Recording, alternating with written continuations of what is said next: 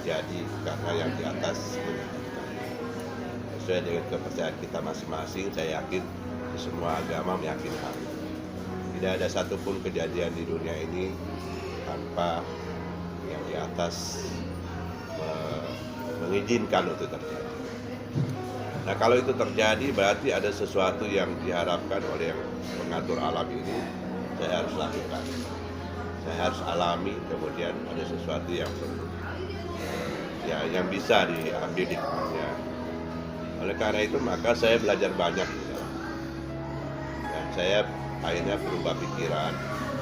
Dari awalnya melihat penjara itu sebagai sesuatu yang mengerikan, yang harus dihindari, ternyata justru semua orang harus masuk penjara.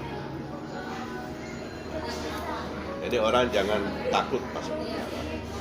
Karena ketakutan masuk penjara itulah maka orang akhirnya bayar polisi, bayar jaksa, bayar hakim. Supaya dia jangan masuk penjara atau masuk penjaranya sebentar. Saya ingin mendorong sebuah perubahan paradigma masyarakat bahwa penjara itu adalah sekolah. Sekolah dalam bentuk yang berbeda dari sekolah-sekolah formal. Mereka bisa belajar kehidupan yang sebenarnya. Karena di sana ada miniatur komunitas masyarakat yang campur aduk sebuah perilaku. Terutama kalau kita kaitkan dengan perilaku yang dianggap salah oleh masyarakat, salah oleh negara. Nah, tapi pada akhirnya orang-orang yang keluar dari situ harus kita anggap, harus kita pandang sebagai orang yang sudah bersih, sudah selesai dengan tanggung jawabnya membayar kesalahan perbuatan yang dikenakan oleh negara untuk dia jalani. Oleh karena itu maka salah satu program yang ingin saya dan kawan-kawan lakukan adalah bagaimana merubah paradigma masyarakat. Pertama adalah jangan takut masuk penjara. Supaya nanti hukum kita itu tidak lagi transaksional, tidak lagi bayar polisi, tidak bayar hakim, tidak bayar jaksa dan lain sebagainya yang tujuannya adalah untuk menghindari penjara. Tetapi simpanlah uangnya. Kemudian gunakan uang itu sebagai bekal untuk membiayai hidup Anda selama di penjara. Penjara itu enak. Saya beberapa kali mengatakan bahwa di penjara itu seperti rekreasi, seperti ya kita menikmati hidup yang tenang di dalam, ya. Gaul juga sama seperti pergaulan kita di masyarakat biasa. Di sana ada yang tidur di atas matras spring bed, ya. Makan enak ada, yang makannya sederhana, sangat sederhana juga ada. Yang tidak punya uang juga ada, yang punya banyak uang ada. Jadi seperti komunitas masyarakat di luaran. Nah, oleh karena itu maka ya kalau kita sudah terjerat masalah hukum, ya jalani sebagaimana proses hukum itu sendiri. Dan tugas kita adalah mengawal itu semua.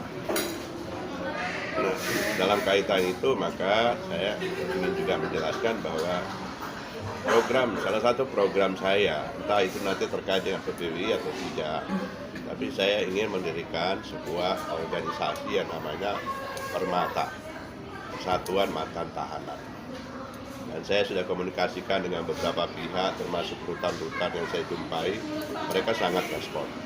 Mereka sangat bersyukur kalau ada organisasi seperti itu. Bahkan ada pernyataan, kalaulah para napi yang sudah lepas dari rutan ini kemudian balik lagi, artinya para sipir itu merasa gagal. Tapi kalau ada organisasi atau lembaga yang membina mereka di luar dan bisa menjadi lebih baik, ya tentu mereka akan sangat bersyukur. Nah, ini yang membuat saya sangat bersemangat untuk memberikan perhatian kepada para mantan tahanan. Setidaknya selama 2 tahun asimilasi rumah ini, hampir 150.000 napi itu sudah mengambil program asimilasi rumah selama 2 tahun pandemi COVID ini. Jadi cukup besar jumlah warga Indonesia, warga negara Indonesia yang sebenarnya menjadi ya tugas dan tanggung jawab negara untuk ya, jangan lagi balik lagi ke penjara. Nah, di dalam penjara pun saya juga bicara dengan mereka dan mereka sangat antusias. Ada yang 4 kali, 5 kali, bahkan yang 18 kali masuk penjara dengan kesalahan yang sama. Jadi ketika kita tanya kenapa, ya saya di luar mau kerja apa gitu. Saya ketemu lagi dengan komunitas saya, merasa ya terjerat lagi, masuk lagi. Baik itu yang soal narkoba atau pencurian, pembegalan. Kalau yang 18 kali itu sudah jadi legenda dia itu. Itu pencurian khusus mobil, spesialis. Dipanggil Ayah John. Nah, tapi dia sangat setuju kalau ada organisasi seperti ini. Dan dia sangat mendukung. Nah, dengan begitu dia juga bisa beralih pikiran bahwa ada alternatif lain yang lebih baik pada sebagai seorang pencuri mobil. Saya memang sangat berharap dukungan kawan-kawan semua. Napi itu jangan malu untuk memunculkan diri sebagai seorang mantan tahanan, mantan napi. Saya ini mantan napi, tapi saya adalah permata. Orang yang sudah dibentuk demikian rupa, ya, di dalam satu proses sehingga saya diasah, saya dibentuk, saya dihaluskan dan jadilah saya batu mulia. Jadi itulah sebenarnya yang menjadi sasaran kita supaya para mantan tahanan itu jangan merasa minder, jangan merasa tersisih ya di dalam masyarakat. Tapi justru mereka harus percaya diri bahwa mereka adalah warga negara Indonesia yang punya hak dan tanggung jawab yang sama di dalam kehidupan berbangsa dan bernegara. Ketika Anda keluar, Anda tetap harus percaya diri bahwa kita adalah orang-orang terpilih, orang-orang yang bertanggung jawab, orang-orang yang berani dan sudah membayar lunas semua kesalahan yang ditimpakan atau yang dituduhkan, didakwakan oleh negara.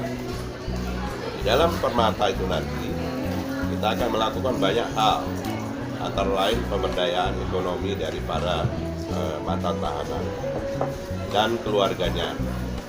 Kita berharap bahwa dengan permata itu bisa memberikan masukan-masukan kepada pemerintah, pada penyelenggara hukum. Bagaimana seharusnya mereka memperlakukan setiap warga negara dengan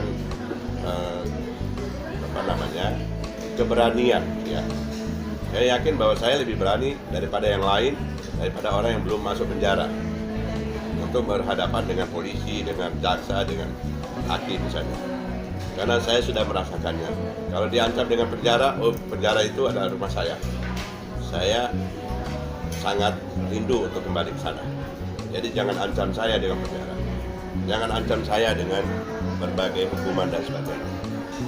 Kalau sesuatu yang baik, yang harus saya perjuangkan, saya akan berjuang sampai saya masuk penjara lagi, gak apa-apa. Saya senang karena saya kembali ke rumah.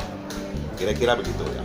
Ya pengandaiannya seperti itu, sehingga permata ini menurut saya itu sesuatu langkah yang ya dalam pikiran saya sangat optimis saya untuk bisa berhasil memperbaiki hukum kita.